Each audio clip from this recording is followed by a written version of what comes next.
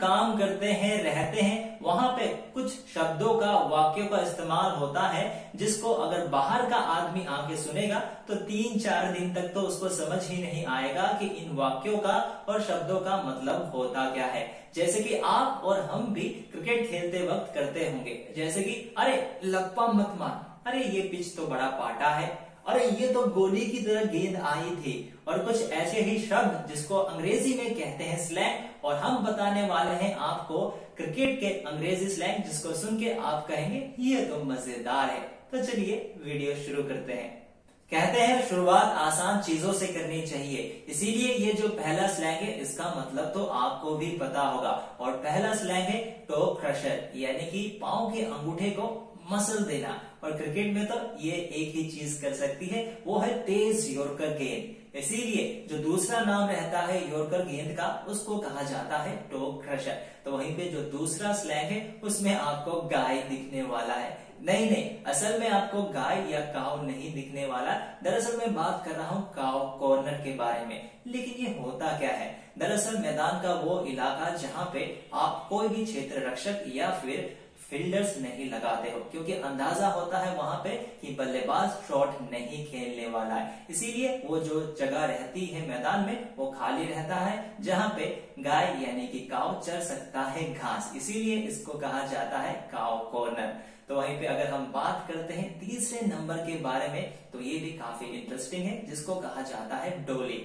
लेकिन याद रखिएगा ये उठाने वाला डोली या घर के आसपास वाला डोली नहीं, ये डोली है जिसको कहा जाता है इजी कैच। इजी कैच को कहा जाता है डोली। इसीलिए जब भी आप इस चीज को कभी भी अगर यूज करना चाहते हो तो घर के आसपास यूज ना कीजिएगा, नहीं तो हो सकता है कि आप मुश्किल में फंस सकते हो। और साथ ही साथ जो चौथा नंबर रहेगा वो भी काफी वफादार है, क्योंकि इसमें है जफा। जी, जो ये जफा है वो ऐसी एक गेंद होती है जो काफी मुश्किल होती है बल्लेबाज के लिए खेलना। कहने का मतलब ये कि जब भी एक ऐसी गेंद जो अंदर की तरफ काफी तेजी से स्पिन करता है या फिर स्विंग करता है या फिर बाहर की तरफ जाता है, जिसको खेलना काफी मुश्किल होता है बल्लेबाज के लिए, जिसको देखकर गेंदबाज, फील्डर्स, साथ ही साथ कमेंटेटर्स भी काफी ज्यादा एक्साइटेड हो जाते हैं, या फिर अगर सरल भाषा में कहूं एक अनप्लेबल डिलीवरी, उसको कहा जाता है जफा। तो वहीं पे अगर हम बात करते हैं आने वाले बातों के बारे में या फिर स्लैंग के बारे में, तो उसके बारे में बताता हूं। कहते हैं कुछ भी करो लेकिन पर्यावरण का आपको रखना चाहिए ध्यान। अब क्रिकेट किस तरह से ध्यान रख रहा है पर्यावरण का वो तो मैं नहीं कह पाऊंगा, लेकिन क्रिकेट के स्लैंग्स में कुछ जरूर रखा गया है पर्यावरण का ध्यान, क्योंकि यहाँ पे नाम नजर आते हैं पर्यावरण से जुड़े, जैसे कि डक। और मैं बात कर रहा हूँ यहाँ पे डक अंडर डिलीवरी के बारे में। लेकिन ये जो डक है वो बतख वाला डक नहीं, वो झुकने वाला डक है। और जब एक बल्लेबाज एक डक अंडर डिलीवरी करता है, इसका मतलब ये कि वो अंदाजा लगाता है एक ऐसी गेंद का जो उसको लगता है जिसका उछाल काफी ज्यादा होगा, और अगर वो थोड़ा सा झुक जाएगा तो गेंद उसके सर के ऊपर से या फिर कंधे के ऊपर से निकल जाएगा। लेकिन वहां पे धोखा हो जाता है बल्लेबाज को, क्योंकि गेंद का जो उछाल होता है वो ज्यादा नहीं होता है, जिसके कारण गेंद लग जाता है बल्लेबाज के शरीर में या फिर पांव में, और वो LPW भी आउट दिया जा सकता है। जैसा कि हमको दिखा था सचिन तेंदुलकर के साथ जो गेंद किया था ग्लेन मैकग्राथ ने। जहां पे डक की बात होगी तो वहां पे रैबिट की बात भी होनी चाहिए। रैबिट भी एक स्लैंग है क्रिकेट में, जिसका मतलब ये होता है एक आसान शिकार जो बल्लेबाजी ज्यादा नहीं जानता। अमूमन वो खिलाड़ी जो 11 नंबर में आता है उसको कहा जाता है रैबिट, क्योंकि वो तो एकदम स्पेशलिस्ट होता है गेंदबाज या फिर थोड़ी बहुत बल्लेबाजी जानता है और आसान शिकार हो सकता है बल्लेबाजी करते वक्त। जैसे कि हम कह सकते हैं जेम्स एंडरसन हो सकते हैं आने वाले एशेज सीरीज में। क्रिकेट का एक और मजेदार स्लैंग है एग्रीकल्चरल शॉट। लेकिन ये होता क्या है? जैसे कि थोड़ा नाम ही बता रहा है, जब आप और मैं खेती बाड़ी करते हैं तो हमको खोदना तो पड़ता ही है, और ऐसा ही कुछ हमको बल्लेबाज भी करते हुए दिखते हैं अपने शॉट से।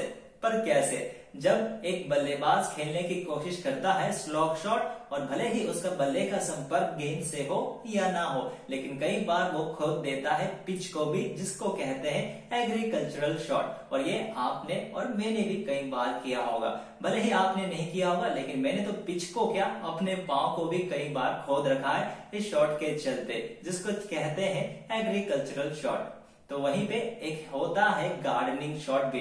लेकिन अब ये क्या होता है भाई, जैसे कि बागबानी करते वक्त एक माली ख्याल रखता है अपने फूलों का, वैसे ही हमको बल्लेबाज ख्याल रखता हुआ दिखता है पिच का भी। और आपने भी देखा होगा कि बीच बीच में जब गेंदबाजी करने के लिए गेंदबाज जाता है पीछे की तरफ, तब जो बल्लेबाज होता है वो थोड़ा पिच को टैप करते हुए देखता है कि क्या पूरा ठीक है कि नहीं पिच, या फिर कुछ कंकड़ अगर दिखता है उसको बीच में तो उसको भी साफ कर देता है गार्डनिंग करते हुए, जैसे कि एक माली करता है अपने फूलों का। तो अंग्रेजी में क्रिकेट का कौन सा स्लैंग आपको सबसे अच्छा लगा वो आप बता सकते हो हमारे कमेंट सेक्शन में। लेकिन अगर आप सोच रहे हो कि इन स्लैंग्स को यूज करने का, तो थोड़ा संभल के, नहीं तो थोड़ा मुश्किल में फंस सकते हो। और आप तो समझ ही रहे होंगे कि मैं किस स्लैंग के बारे में बात कर रहा हूँ। और समझ जाइए हमारे इशारे को भी कि हम चाह रहे हैं कि आप हमारे इस वीडियो को लाइक कर दीजिए, दोस्तों के साथ शेयर कर दीजिए, और हमारे चैनल को जरूर सब्सक्राइब कीजिएगा उस घंटी के साथ, क्योंकि ऐसे ही मजेदार जो क्रिकेट की रहती है वीडियोस वो लेके आएंगे और जुड़ेंगे आपके साथ। फिलहाल के लिए मैं गैंग्स अब आपसे लेता हूँ विदा, जल्द ही मिलता हूँ। Good bye and take care.